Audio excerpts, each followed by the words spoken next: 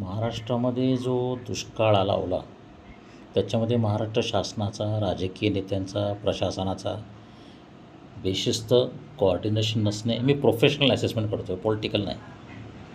नियोजन नाही, फोरकास्ट नाही, डेटा नाही, कम्युनिकेशन नाही.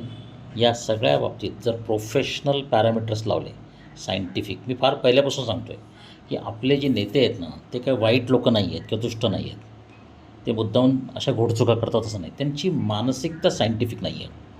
त्यांना टेक्नॉलॉजी कशी वापरायची, कुठे वापरायची, डेटा कसा गोळा करायचा, फोरकास्ट कसा करायचा, शासनाकडे अशा प्रकारच्या सायंटिफिक एक्सपेरिमेंटच्या यंत्रणाच नाही आहेत.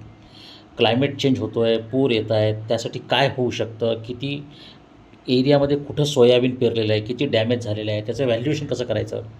आता एका तहसीलदाराला 2 जर मोठे घोडे दिले, एक ड्रोन दिला. आता पंतप्रधान मोदींच्या जन्मदिवसानिमित्त मुरलीधर मोहोळ जे मंत्री आहेत त्यांनी 3,000 ड्रोन आणले होते.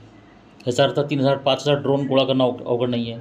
बरं, प्रत्येक तलाठ्याकडे एक उत्कृष्ट 1 कोटी रुपयाचं ऑफिस अद्ययावत, इंटरनेट, डिझेलवर चालणारा, म्हणजे कुठे बॅटरी, सोलार, सगळं काही, मोठे स्क्रीन्स, त्यासाठी मंत्रालयामध्ये किंवा स्वतंत्र बिल्डिंगमध्ये एक डेटा सेंटर, कम्युनिकेशन सेंटर, त्याच्यानंतर ड्रोनमार्फत फोटो घेणं, गुगल सेटीचा वापर करणं, AIचा वापर करणं, त्याचा सातबारा आणि फोटो शेती झाला की त्याच्यावर पूर्ण डेटा येणं, ते शेतकऱ्याच्या खात्यात पहिल्यांदा पैसे जाणं.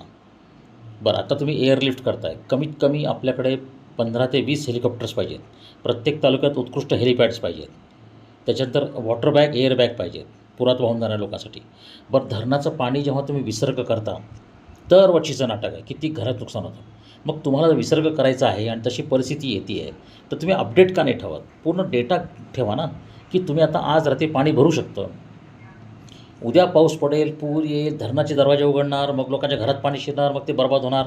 मग जवळपासच्या शाळा ताब्यात घ्या, काही लोकांना तिथून ऑलरेडी वॉर्न करा, घराचं सामान शिफ्ट करा, मोठ्या भिंती बांधा.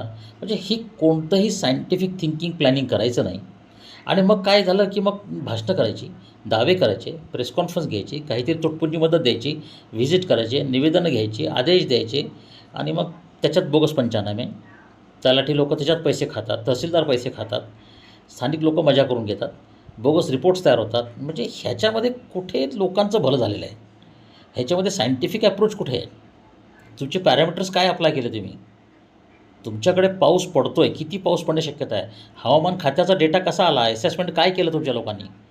तुमची ते कालबाह्य झालेली प्रशासन व्यवस्था आहे, ते ढुढाचारी आहेत, त्यांना त्यांचे पेन्शन, निवृत्तीनंतरचे वेध लागलेले आहेत, त्यांना त्यांच्या मुलांचं भलं करायचं आहे, त्यांना शेतकऱ्यांचं ह्याचं काही घेणं देणं नाही आहे. ही खरी ट्रॅजेडी आहे. सायंटिफिक माइंडसेट नसणं हे महाराष्ट्र शासनाचं अपयश आहे.